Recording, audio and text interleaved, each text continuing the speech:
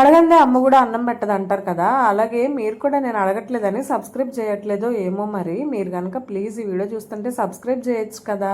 ఇంకా నచ్చితేనే లైక్ చేయండి, లేకపోతే లేదు మీ ఇష్టం అబ్బా. ఇక ఫస్ట్ అయితే ఐస్ క్రీమ్ ఆర్డర్ పెట్టాడు. ఇక ఏం ఆర్డర్ పెట్టాలి అని నన్ను అడగొద్దు, నీకు నచ్చింది అయితే ఆర్డర్ చేయని చెప్పాను.